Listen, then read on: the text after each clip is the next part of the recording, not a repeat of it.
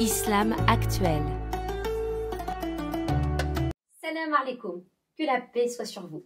Nous voici dans la deuxième partie de la vidéo précédente sur le concept de dunya.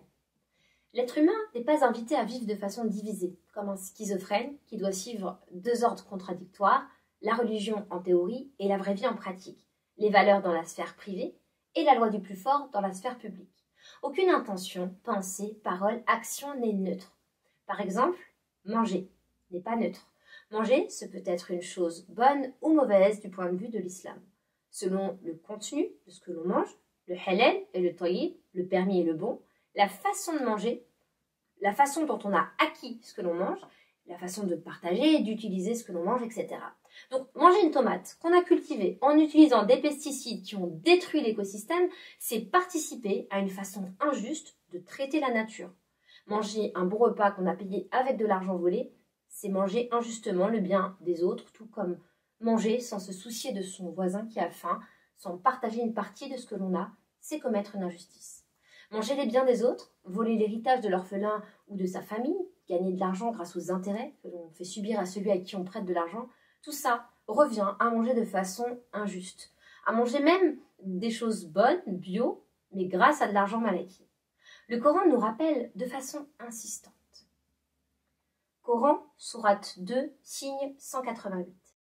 ولا تأكلوا أموالكم بينكم بالباطل وتدلوا بها إلى الحكام لتأكلوا فريقا من أموال الناس بالإثم وأنتم تعلمون.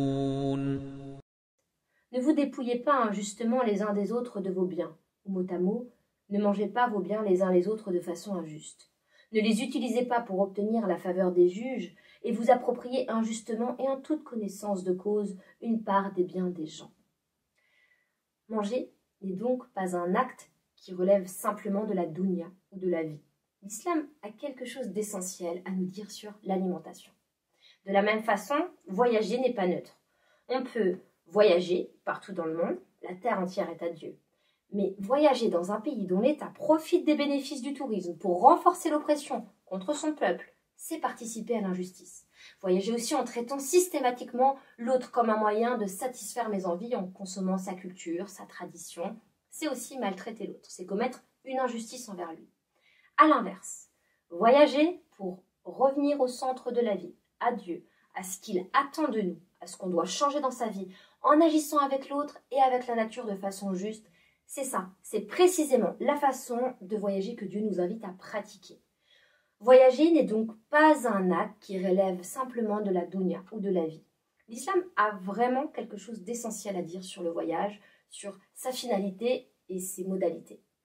Pour prendre une dernière illustration, étudier. Étudier n'est pas neutre. La science est une chose que l'islam nous invite à cultiver, mais toutes les sciences ne se valent pas. Autant sur la façon de faire et d'utiliser la science, on peut étudier pour réussir égoïstement sa vie, tout en participant au mal de son gouvernement ou de son entreprise. On peut étudier des connaissances qui sont corrompues par le biais de l'ethnocentrisme, du racisme, et participer à la justification de la domination de l'autre. On peut étudier des connaissances qui participent à enrichir les plus forts, à maltraiter les plus vulnérables. Toutes les sciences, de la psychologie à la physique, à l'informatique, peuvent soit servir à dominer ou à libérer, à réduire l'injustice faite aux plus faibles ou à écraser, à préserver la nature ou à détruire. À titre d'illustration, prenons le cas des sciences de l'informatique, du numérique ou du digital. Elles sont complètement orientées vers l'accumulation, le stockage et l'utilisation politico-commerciale des données personnelles de chaque être humain dans la planète. Les nouvelles applications impliquent une démarche de collecte, de contrôle et de manipulation des données de la vie personnelle au service des États, des multinationales. Les sciences, elles ne sont pas neutres. Elles vont dans une certaine direction qui est soit source de bien, soit source d'injustice. Étudier n'est donc pas un acte qui relève simplement de la dunya ou de la vie. L'islam a quelque chose d'essentiel à dire sur tous les savoirs, sur leurs objets, leur finalité, leur utilité, et leur utilisation et leur impact dans le monde. Ainsi, il n'y a pas d'un côté la vie religieuse et de l'autre une vie profane ou laïque. Il n'y a pas non plus une vérité religieuse d'un côté et de l'autre une vérité qui serait laïque. Pour autant, on ne peut pas dire que tout est religieux, car ce serait justifier moralement et sacraliser tout ce que l'être humain fait, même ses injustices, ses erreurs. En fait, dans ce que l'on appelle le religieux, il peut y avoir du bien comme du mal. De même dans ce que l'on appelle le profane. Et c'est pourquoi l'islam n'utilise pas les mots religieux et profane pour aider chacun à bien s'orienter dans sa vie, car il n'aide pas à s'orienter. Il remplace la distinction universelle du bien et du mal par une distinction artificielle qui serait source de confusion. Aimer Dieu, c'est chercher à vivre selon la justice et la sagesse dans toutes les situations de la vie quotidienne. À la mosquée, comme au travail, en privé, comme en public, avec les siens, comme avec les autres et avec la nature. La vie, on peut dire qu'elle est le terrain de jeu et d'expression de l'islam. La vie présente est la somme de tout ce qu'il y a sur la terre, dans la mer, le ciel, les animaux, les végétaux, les humains, les autres créatures, le bien et le mal que l'homme peut faire dans cette vie, les bonnes choses comme les mauvaises. La religion, elle dîne, ce n'est pas une chose mais une façon de faire avec les choses de la vie. Ce n'est pas un objet, c'est une voie, une méthode qui nous révèle comment mener une vie bonne. Coran, sourate 5, signe 48. وَأَنزَلْنَا إِلَيْكَ الْكِتَابَ بِالْحَقِّ مُصَدِّقًا لِمَا بَيْنَ يَدَيْهِ مِنَ الْكِتَابِ وَمُهَيْمِنًا عَلَيْهِ فَاحْكُم بَيْنَهُم بِمَا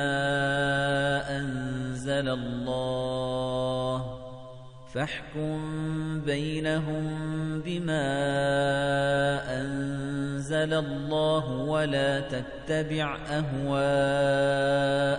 عَمَّا جَاءَكَ مِنَ الْحَقِّ ۚ لِكُلٍّ جَعَلْنَا مِنكُمْ شِرْعَةً وَمِنْهَاجًا ۚ وَلَوْ شَاءَ اللَّهُ لَجَعَلَكُمْ أُمَّةً وَاحِدَةً وَلَكِن لِّيَبْلُوَكُمْ فِيمَا آتَاكُمْ فَاسْتَبِقُوا الْخَيْرَاتِ ۚ إِلَى اللَّهِ مَرْجِعُكُمْ جَمِيعًا فَيُنَبِّئُكُم بِمَا كُنتُمْ فِيهِ تَخْتَلِفُونَ. Et sur toi, Mohammed, nous avons fait descendre le livre avec la vérité, pour confirmer le livre qui était là avant lui et pour prévaloir sur lui. Juge donc parmi eux, selon ce que Dieu t'a révélé. Ne te conforme pas à leurs passions les plus injustes en te détournant de la vérité qui t'est venue. À chacun de vous, nous avons donné une voie et une méthode. Et si Dieu l'avait voulu, il aurait fait de vous une seule et même communauté. Mais il veut vous éprouver pour voir l'usage que chaque communauté fera de ce qu'il lui a donné.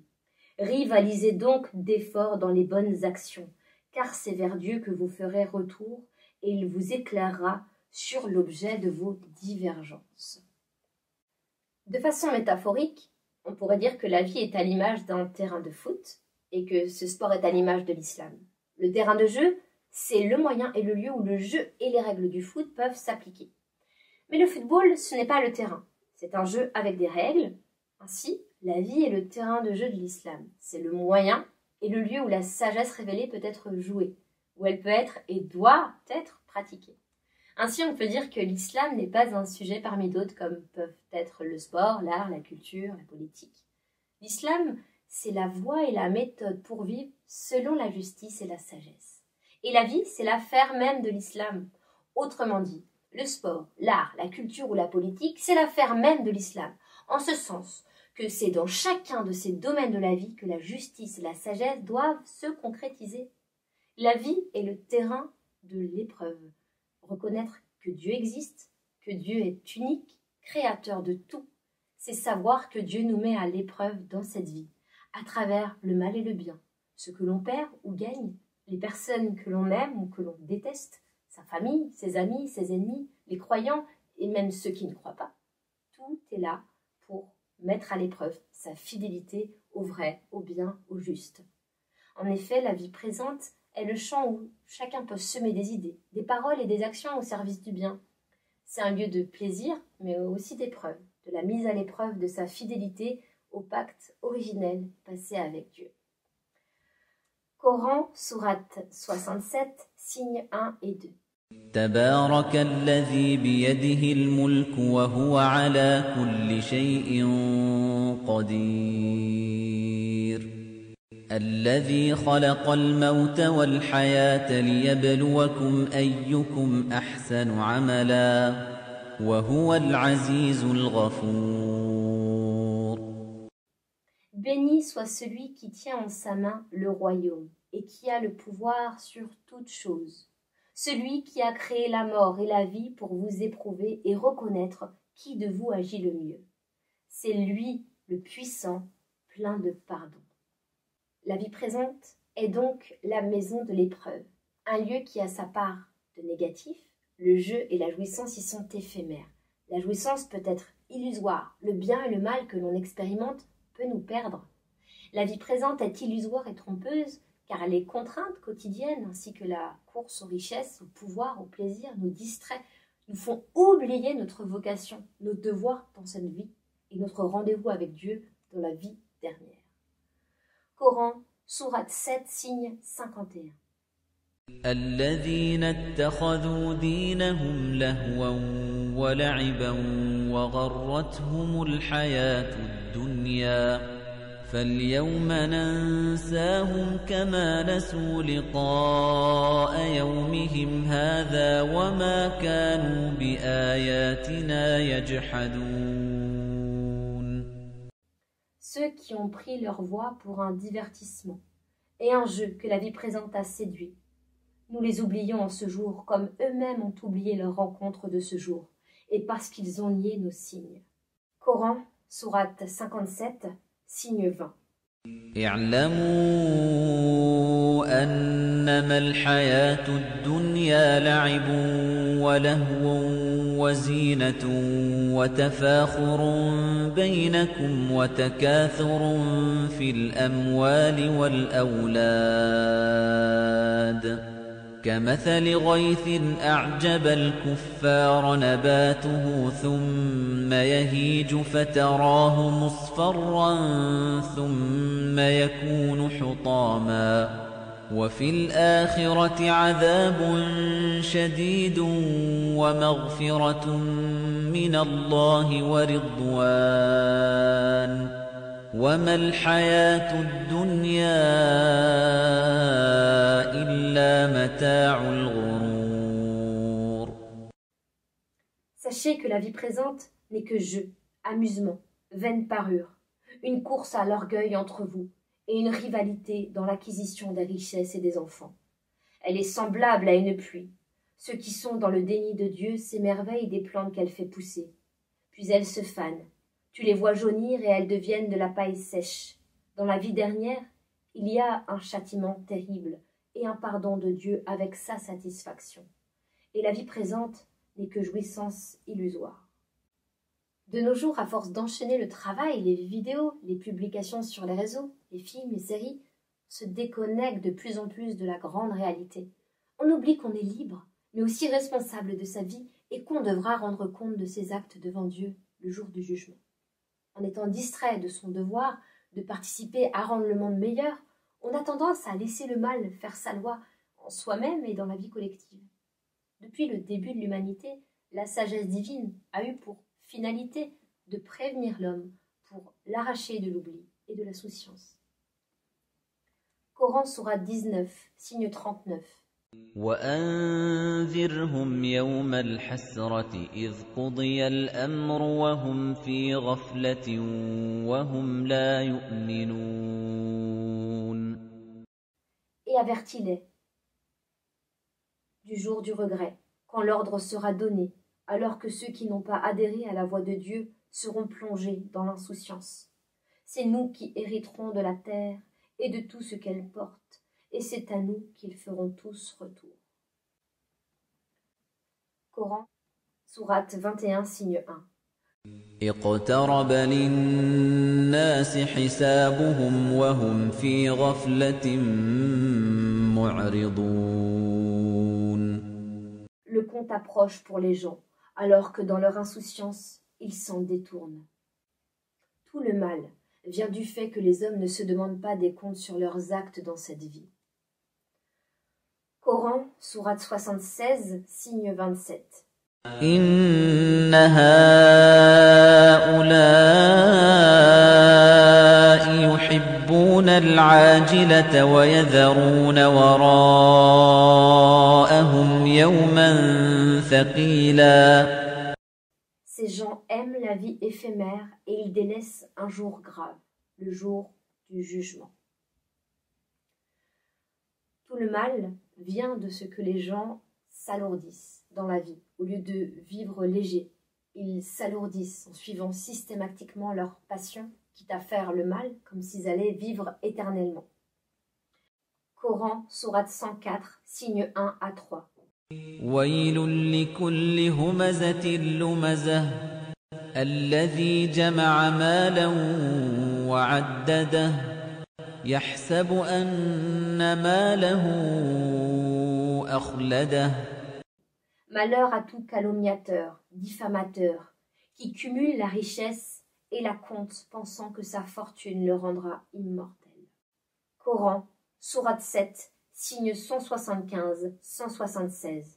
واتل عليهم نبأ الذي آتيناه آياتنا فانسلخ منها فأتبعه الشيطان فكان من الغاوين.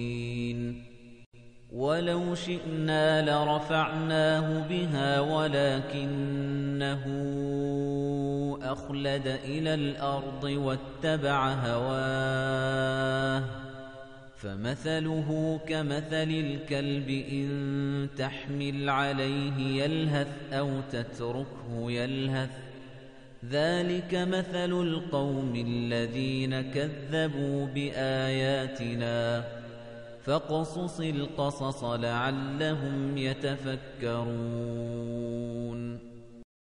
Raconte-leur l'histoire de celui à qui nous avons apporté nos signes. Il s'en est détourné pour suivre Satan et a été parmi les égarés. Si nous l'avions voulu, nous l'aurions élevé grâce à ses signes, mais il s'est trop attaché à la terre et a suivi ses passions les plus injustes.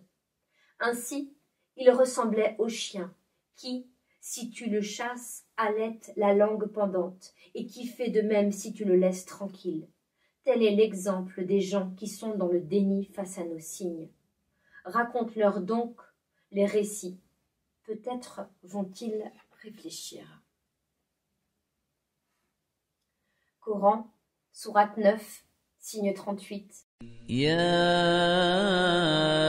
أيها الذين آمنوا ما لكم إذا قيل لكم انفروا في سبيل الله اثاقلتم إلى الأرض أرضيتم بالحياة الدنيا من الآخرة فما متاع الحياة الدنيا في الآخرة إلا قليل. Ô vous qui avez adhéré à la voie de Dieu, quand il vous est dit « Lancez-vous au service de la cause de Dieu », qu'avez-vous à vous alourdir sur terre? Préférez-vous la vie présente à la vie future? Mais les plaisirs de cette vie ne sont-ils pas bien peu de choses comparés à la vie future? Ces gens vivent comme s'ils n'allaient pas devoir rendre des comptes à Dieu, comme s'ils n'avaient aucun devoir envers Dieu et envers la création. Ils vivent dans l'injustice passive par leur indifférence au mal et le repli sur leur bulle individualiste, sans se remettre en question, sans se réformer, jusqu'à ce que le mal soit devenu une habitude personnelle, une culture, une organisation sociale. Ils se sont alourdis sur la terre.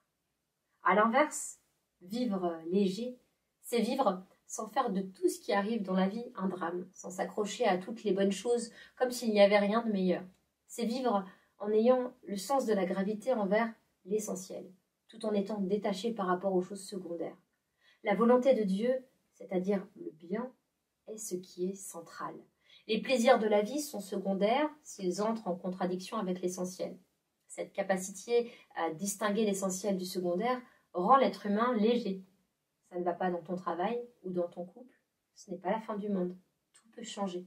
Le cumul des richesses fait perdre la tête. Il suffit de revenir aux priorités de la vie, à l'essentiel, pour que tout rentre dans l'ordre. On est devenu riche alors qu'on était de conditions modestes. C'est une bonne chose, mais il y a quelque chose de meilleur. Servir la volonté de Dieu, servir le bien sur terre avec sa richesse et sa personne. La vie présente est donc un terrain de jeu éprouvant, car chacun court le risque de sombrer dans l'un des deux malheurs, rater sa vie présente et future. C'est la fin de cette vidéo. Si vous avez aimé ce contenu, n'hésitez pas à partager. On vous dit à bientôt sur le site islamactuel.org où vous pourrez trouver plein d'articles et de vidéos. Il vous sera également possible d'échanger en ligne ou de rencontrer des étudiants musulmans de différentes villes. Que la paix soit sur vous, sur vos familles. Salam alaikum. Merci de ta confiance. On reste en contact. Tu veux accéder à plus de ressources pertinentes et participer au projet? Rends-toi sur islamactuel.org et Facebook, Instagram, YouTube et les plateformes de podcast. Merci et à bientôt. Salam.